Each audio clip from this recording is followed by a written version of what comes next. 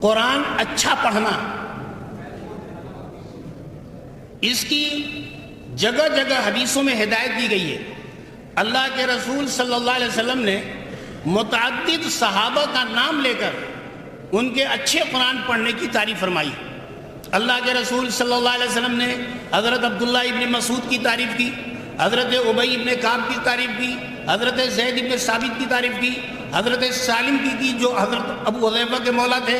اللہ کے رسول صلی اللہ علیہ وسلم نے حضرت ابو الدرداء کی تعریف کی، اور حضرت عبداللہ ابن قیس ابو موسیٰ اشعری کے حسن صوت کی بہت تعریف کی۔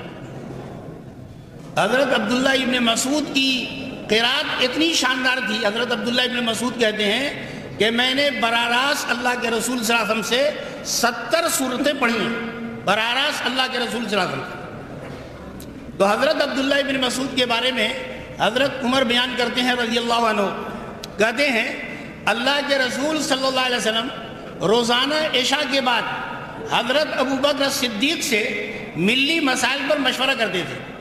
میں بھی دونوں بزرگوں کے ساتھ خادمانہ بیٹھ جاتا تھا۔ حضرت عمر ابن خطاب کا ادب دیکھیے، تعبیر دیکھیے، فرماتے ہیں آپ صلی اللہ علیہ وسلم حضرت ابو بکر سے ملی مسائل پر مشورہ کرتے تھے اور میں بھی ان دونوں بزرگوں کے ساتھ بیٹھ جاتا تھا۔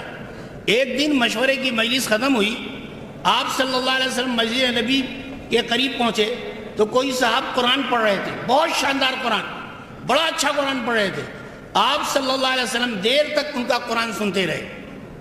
دیر تک قرآن سننے کے بعد آپ صلی اللہ علیہ وسلم نے فرمایا کہ جو قرآن کو اس طرح سننا چاہے جیسے کہ قرآن اللہ رب العزت کے یہاں سے اترا ہے، اسی لہجے میں، اسی اسلوب کے ساتھ، اسی قرات کے ساتھ، اسی انداز سے، اسی طرح تر و تازہ، تو ان کی قرات کو سن لے، بالکل اسی طرح قرآن اللہ رب العزت کے یہاں سے اترا ہے۔